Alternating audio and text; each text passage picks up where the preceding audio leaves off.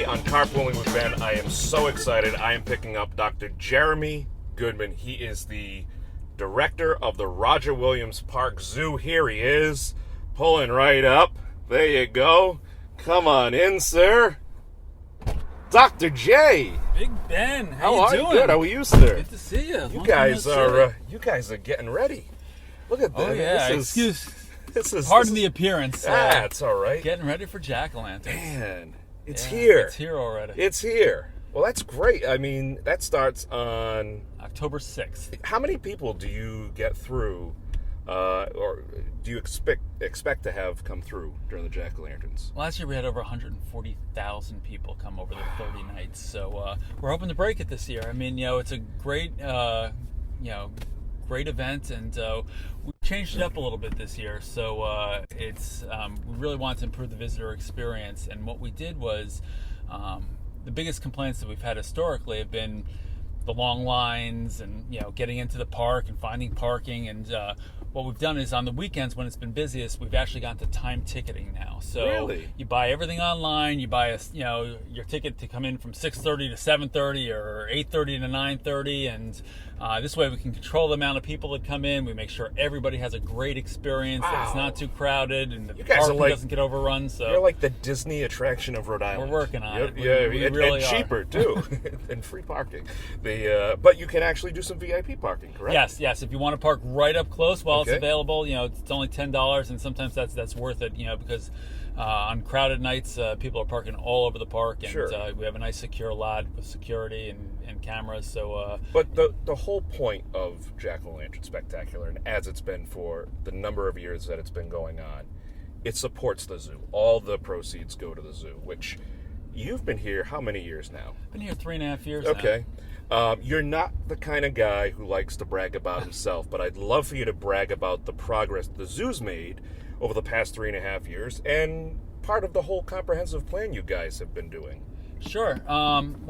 We completed a full new master plan for the entire zoo. So we're recreating the entire zoo, and we're about to break ground on our biggest project, the new rainforest. So wow. $10 million state-of-the-art rainforest, and we're just right now passing the carousel in Roger Williams Park, and that's something else that we just took over last year. And you guys had we've expanded out into the park, and we have pony rides here now. We took over the Hasbro Boundless Playground, which is a great accessible playground that's a hidden gem back there. So we're invested in the park. We want to make sure the park does well as the zoo, and it's just beautiful part of our park. business plan. It is a beautiful park. I mean, people don't really, I think, grasp the size of this piece of property here, and you have botanical gardens in here. There's the mounted command for the Providence Police, the horses, the zoo, which is the creme de la creme. You guys did some food truck festivals. Yeah, and we'll have our last one is next week, or at the end of beginning of October. Actually, we'll have our final one for the season. Okay. And those have been incredibly popular. Well over 1,000 people coming out. We have a nice little beer garden there, but it's very family friendly. You come out, you get some food, you try the different trucks. You ride the carousel. The kids go on the pony for the first time. I mean, it's what we're about. So it's a natural extension, to take over the carousel and those kind of events of exactly all the successful stuff we've been doing at the zoo. I mean, it really isn't much different. It's about quality, affordable family, entertainment, and we always try to sneak in a little bit of education as well. That's excellent. I mean, I think all those points are extremely valid because you can do so much here. And this entire ride, we're not leaving the park. That's true. We have over 400 acres, 7 lakes. You mentioned the Botanical Center, which we're just passing. There's the Museum of Natural History. There's boating on the lake. There's ball fields. There's a new pump track for you dirt bikers. I mean, the park, it's happening. You think we should take the Camry off-road and we can go try the off-road? I don't know if I signed up for that. What made you want to become a veterinarian? Because you're a doctor. Right. And you're a doctor who works at a zoo, so that's very convenient. So how did that come to play? How did you make that decision? I always, my dream job since I was a little kid, like 2 years old, was to run a zoo. Okay. I've been planning on how I'm going to run my zoo since I was that tiny, and my parents, being typical Jewish parents, they said, become a doctor. So I got the best of both worlds. It's there you go. I have my degree, and Absolutely. I'm running my dream zoo, and life is good. That's it. What's the status of the animal hospital that's actually on the property, the premises? Right. So that was completed, I believe, about 4.5 years ago. Okay. And It's still happening. It's still going on. It's a full-time animal hospital. We only take care of zoo animals. We don't take care of animals from private hands or anything like that. We have 2 wonderful full-time veterinarians as well as 2 great veterinary technicians. So they don't let me touch the animals. Those guys, they're awesome, and Dr. Mike and Dr. Kim do a great job. But people don't realize that hospital, since it's really not for public to see, but the amount of work that we do for preventative medicine, for research, the care that we take of our animals. I mean, we have state of the art everything: ultrasound, X-rays, endoscopy. Wow. We do it all there, and our animals really, get the best care. Our keepers love our animals, and our vets take great care of them. And like I said, a lot of that goes unseen, but they're on call 24/7 if there's ever anything that needs to be taken care of, and it's a great team. That's awesome. Today's a little overcast when we're recording this, and there's a chance of some rain. The zoo's still open in the rain. Unless it's severe weather, Okay. the zoo is open. The only times we close are Thanksgiving Day, Christmas Eve, and Christmas Day. Otherwise, we are open for business, rain or Wow. shine. And sometimes these kind of gray days are actually the best days to come out to the zoo. The animals are more active. They're the heat of the summer on a 95-degree day. A lot of them are seeking shade or going into their air-conditioned shelters. But on days like today, where it's a little bit overcast, a lot of times the animals are out and moving, and I'm certainly happy to see you. That's awesome. So people can come. So if you buy a membership to the zoo, if you get a family membership for the year, Right. you can come in the wintertime, and there's still great programming and educational benefits to coming here and learning. Membership is one of the best deals around. It's a huge value. For under $100, you can your family can come almost, like I said, every day but 3 days of the year to the zoo, and really there's so much to do. Hasbro's big backyard. A lot of people just come and use that play area and explore with their kids. The animals are always doing something different, so no 2 visits are ever alike. So I like that. That could be a good catchspraise. No 2 visits are ever alike. They certainly aren't. And they're always doing something different, and all the seasons. The snow leopards and the red pandas are much more active in the winter. The cheetahs are more active in the summer. The bison are more active in the fall. So there's always something. Every season, a great time to come out to the zoo. What's your favorite element of the zoo? My favorite element, I obviously love being around the animals, but I love being around the people. I just, watching people learn new things and see an elephant or a giraffe face to face for the first time. Yeah. Just the excitement on their face, and, seeing that connection that's being made. That's what it's all about, is getting people to connect and getting people to care. And, I think we kind of joke that we're in the memory business of creating memories, but people they remember their first trip to the zoo as a kid. They remember what the bear was doing, or when a kangaroo jumped in front of them, or things along those lines. So and those type of profound experiences really have an effect on people and can change them. I'm sure my first visit to the zoo turned me into what I am today. So, Sure. That's what really, gets me excited is watching the excitement. And it's not just the kids, because kids come in all ages. And, it's the adult kids as well that Sure. get just as excited when, they're seeing our new baby tree kangaroo, or, any of the other cool animals we have. Are there any naming opportunities for, like, Big Ben? Any animals? No, nothing yet. Every now and then we do have some naming contests for some of the new babies. And, and you announce that stuff on your Facebook and on exactly. social media, so people should really subscribe, because you learn about a lot of cool things, and especially if you've got little ones or you've got nieces and nephews or grandchildren. That's a great place to get great information on the zoo and what's happening. It is, and kind of circling back around to jack-o'-lanterns, we really try to use those kind of social media occurrences to better everyone's experience. So if traffic is backed up on Elmwood Ave, we'll tweet out, use the Park Avenue entrance. So that's great. We really try to give real-time, helpful, hints and good information to our followers whenever we can, to make sure that not only their experience in the zoo is great, but including their experience coming to the zoo should be, as stress-free as possible. Right. Halloween is a spooky time to spend with your friends. Experience Roger Williams Park Zoo during the Jack-o'-lantern Spectacular and feast your eyes on thousands of illuminated carved pumpkins. You never know who you'll stumble upon. Boo! Right. Before you came to Rhode Island, where were you and where did you go to school? So I was at a zoo in New Jersey for 10 years before that, and you started working there when you were 14 years old.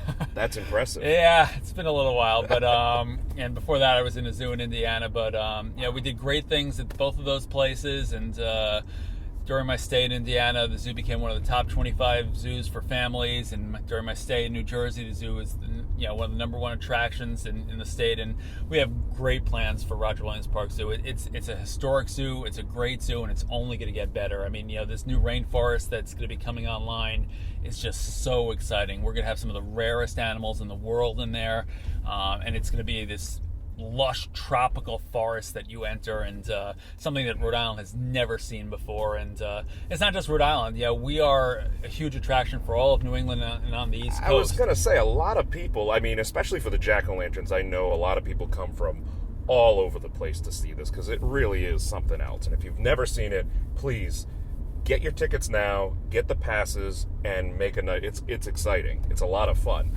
But I don't think people, Rhode Islanders and people in southern New England, understand just how widespread the draw is here. I mean, there's people literally from all over the world coming to Rhode Island to go to the Roger Williams Park Zoo.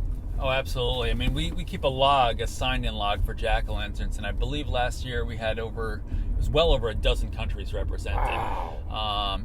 Every state was represented, so people are really coming from all over, and we do have a great reputation, and like I said, we're going to continue to build off of that.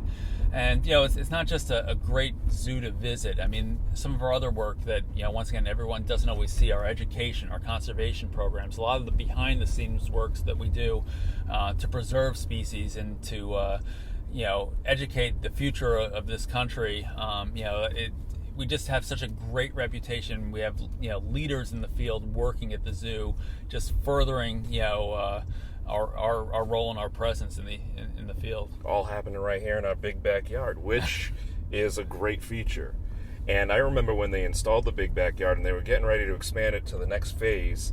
We were working on a project here, and all the kids were up against the fence watching the machines build the next phase. They have this beautiful treehouse and all these attractions, and they're all watching these the backhoe and then the tractors dig and everything. They were so excited because this is really expanding their zoo and their opportunities. Right, and we expect the same excitement for the rainforest. I mean, a lot of places will board up so you can't see the construction. We know kids love that sort of stuff. So, let them watch, let them, view it all, see, the big backhoes and the bulldozers and everything happen, because that's what generates excitement. And we have a lot of that planned. We're going to be in non-stop, building phase over the next several years. We've just started our new capital campaign, for phase 1 of the master plan. And right as soon as the rainforest is underway, we're going to start with the education center next, which will double our capacity for our education programs. Unfortunately, a lot of times our programs are so popular that zoo camp sells out, and unfortunately, I was just going to ask you about that. Kids are on a wait list, and we don't want that. We want to make sure everybody has access to it. So that's one of the things. The new education center is going to double, almost triple our capacity for that. And then as soon as that's underway, and our education center is totally moved out, we're going to convert that building over into a new state-of-the-art reptile house and bring in some really neat, rare and exotic, lizards and crocodilians and turtles and snakes, and it's going to be awesome. So people are going to see a lot of movement over the next several years, and like I said, it's all good. It's well worth it. The family membership is excellent. It's a lot of fun.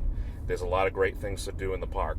And you've done a lot of walking. I was going to say, I mean, maybe I should, do a little bit more time at the zoo walking around, because you look great. You're very active at the zoo. That's one of the great things about my job is I get to walk around the zoo every single day. I usually do a couple rounds, once in the morning, once in the afternoon, and log in a couple miles, and in between, all the stuff I have to do at my desk. And let me tell you something, folks. This guy's not wearing penny loafers, okay? This guy has work boots on, okay? He is on ground on the day. Wow, look at you. Have you been doing yoga too? My word, let's see it. Wow. I try to do that, but you're driving. That'd be hands on the wheel, mind on the moment. What's when you've come to Rhode Island, you've seen a lot of different things around here. What are some of your favorite attractions to visit around the state? We're still exploring, and we've done a lot of the more common things, like the mansions and things like that when we first moved up here. But now, just all the natural beauty of the state. I mean, we're really trying to get out there to the various beaches and to the forest and the natural parks and things like that. So, those are some of our favorites. We certainly love the cultural events. Downtown, we just hit a concert a couple days ago. Oh, yeah? And, we saw Carrie Underwood and, rock the house. Look and, at you. But P-PAC and Trinity Rep and, all the wonderful things that the region, the state have to offer. It's all so convenient. And, the zoo, 95 is right there. Easy on, easy off. It's so easy to get to. And, since we've moved up to Rhode Island, we've just absolutely loved it. And you've got great support year-round, but especially for the Jack-O-Lanterns. I know Citizens Bank is a huge sponsor of the Jack-O-Lantern Spectacular. Nick, Ron, and Pete, you guys right there. Cardi's Furniture. Yep, they're there. So the community support for this is just unbelievable as well. It is, and we couldn't do it without them. People don't realize that the zoo is a not-for-profit. A lot of people think, it's a municipal entity, the city runs it. The Rhode Island Zoological Society runs Roger Williams Park Zoo. We have a long-term contract to run it for the city. We're a 501c3. We're a not-for-profit. We are constantly trying to raise money. It is not cheap to run a zoo. Yeah. Those elephants eat a lot. I've heard. And so I've heard. And for us to offer the quality exhibits, the quality educational opportunities, and it really does take a lot. And our development department is always out there looking for new sponsorships. We've got great existing partners, but we're always looking, to partner with new entities, foundations, private donations, you name it. This is your zoo, and we really want people to understand that and to buy into that, because we are we're out here for everybody. Sure. and we really are a community zoo, and a lot of people don't realize all the community activities we do with our food drives, our coat drives, we have a new diaper drive, a blood drive. We have a Dream Night event where we partner with Hasbro's Children's Hospital to bring in kids who are unfortunately very ill for just an incredible night of fun. So all those sorts of things that we do, for the community and to give back. And, we don't usually publicize that a lot, because a lot of them are, kind of the behind the scenes that we're just, doing the right thing. But we are part of the community, and we want the community to be part of us as well. So, yeah, definitely. If you're interested, give me a call. Give our development department a call. We can put. I figured out how to put information right here. Oh yeah, right here, right there. It's right there. Okay. Yeah, this is pretty cool, huh? The the other thing too is, if you don't have children, adults enjoy the zoo too. But if you're a millennial, if you're a Generation Xer and you don't have kids, you guys also have events for adults at the zoo. There's the Brew at the Zoo, which happens every year. You have it's the big night, the Zubilee. That in itself, you got a great band, you got great music. So this is not just a place to bring kids. No, there's lots of ways to support and get involved and get active. It is, and that's actually one of my little pet peeves that I always hear from people. I haven't been to the zoo since my kids were little. You know what? We don't check at the gate. You're welcome to come. Come on down. You don't need kids to come into the zoo. You can come. People of all ages come, enjoy the beauty of it. It's a great, healthy walk around the zoo, and it's just so much fun. Come out on a date, leave the kids at home and come, and just play for yourself. There It's you go. uh, Give Dr. J a call. He'll babysit. And my daughter will. Oh, okay. Look, very good. Absolutely. Shameless plug. There you go. For a babysitting service. Right now, we are driving through some of the parking lots, and there's not a lot of cars here. But on a jack-o'-lantern night, this is where the cars are, and a lot of cars. A lot of cars. This whole lot will be filled, and it'll be overflowing into the park. So, like we said, we do have the premium parking if you want to park up close. But you guys got new LED lights, I noticed. Yes, we did. We, as part of our conservation initiatives, we went all LED throughout the zoo, and saving a lot of energy. And they're all on timers, and really, helping us. We used to a couple of years ago. We'd have big gas-powered generators out here powering the portable lights, and safety. Once again, all for safety, but we made the investment, and once again, very energy efficient lighting out here, and we're doing that throughout the entire zoo, and always looking at ways to better the zoo, to make it more efficient, because that you got to practice what you preach. And something fun is, if you're in line, when you're in line for the jack-o'-lanterns, you will see a very special edition of the Roadshow, which is informative. It incorporates all the various sponsors. It's a lot of fun. So be sure to check that out. Make sure you take photos at the jack-o'-lanterns. You take photos when you come to the zoo. Follow them on Instagram. Follow them on Twitter. Follow them on Facebook. What else? Have you guys? You've hit everything. It's. We're working on it. Our PR and marketing team is. They're out there nonstop. Some of the best. They really are, and follow us on Twitter, friend us on Facebook, and we are, one of the things that we were really proud of last year was we were the #1 Instagram place in the state. Really? And we don't want to lose that position. So, awesome. Definitely make sure, you post all that stuff to, let people know the great thing that we have right here in Providence. That's awesome. Dr. J, thank you so much for joining me in the car. I'll bring you back to the zoo so you can get back to work, and appreciate you taking the time. Okay. Be sure to check the zoo out and all the great information. Thanks for tuning in to Carpooling with Ben.